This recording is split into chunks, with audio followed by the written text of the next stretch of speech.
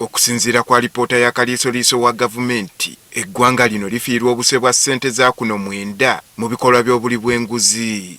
Kino kiteeka eggwanga ku mwanjo mu nsi yonna mu mawanga agafumbekeddemu enguzi. The likelihood of the accused to interfere with witnesses bo bannakyewa bagamba nti kikafuuwa enguzi okukomekkerezebwa mu ggwanga ng'obuzibu babutadde ku gavumenti yennyini. Bagamba singa gavumenti yakulwanyisa buli bwanguzi yanditandise na kukendeeza ku ssente zeesaasaanya ku baminisita nga n'abamu tebalina mugaso. Bw'ogenda mu Prime Minister's office badde ngambala wano nga ndaba olina Prime Minister omu ne ba deputies basatu.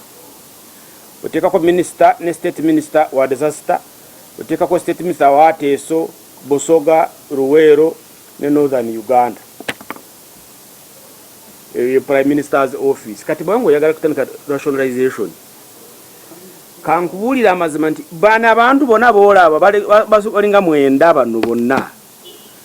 Nolekako 2 bokka. Abalala basigala sente zaabwe nga weziri buli minisita bwolaba waali eyo health center. N'ekyabakozi ba gavumenti abafuna emisaala egy'enjawulo okujja abakama baabwe bye bimu ku bisi by'enguzi mu ggwanga. Mwena muli ba commissioner naye driver w'ekitongole ekirala bamuwa sente ezisinga gwe commission. Awo tulabira nti walimu corruption. Lwaki oli owa wansi bamuwe sente ate nga supervisor bamuwe sente ennyingi okusinga supervisor we. N'enkola y'okugatta ebitongole bya gavumenti ngeri gye yakwatibwamu balabudde nti yandyongera okukosa eggwanga. Naye kati ovuddewo n'ogamba naye next year mwena mugenda. Ate ng'omuntu abadde akolera eggwanga okumala emyaka 2-3. Sikugamba nti omuntu bw'omuleka bw'otyo kyova tugamba nti Abannayuganda njeri tebamanyimu amagezi ge balina. Balinze bafune epapula byabwe bagamba temukyakola mu gavumenti. Kyekipapula kye bagenda okukosa genda mu kooti nti ne trillion emwe tebagamba tugenda kusevinga kankubulira amazima. Kati tujja kunoonya trillion y'okusasula abantu abo abagenda kutwala mu kooti. Sooke tubakompensating.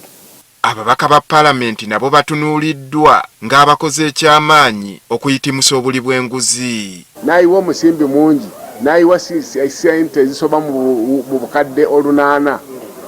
Bw'anatuuka mu Parliament yagalagaana alina okwenyigira mu bikolwa eby'obukenuzi obunyazira obubbi okuzzawo sente zyasaasa. Ebitongole by'obannakyewa eby'enjawulo bigamba enguzi esobola okukomekkerezebwa mu Parliament singa ababaka ba Parliament babeera beerufu mu nkola yaabwe ey'emirimu.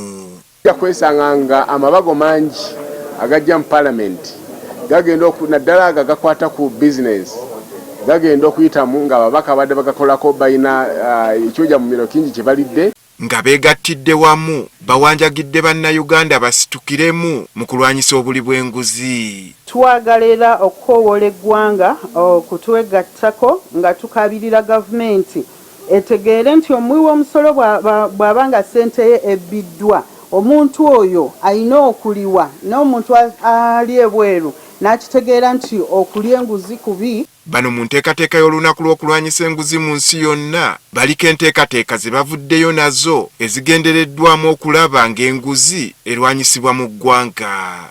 Andrew Kaggwa, Agafeeyo, Spark TV.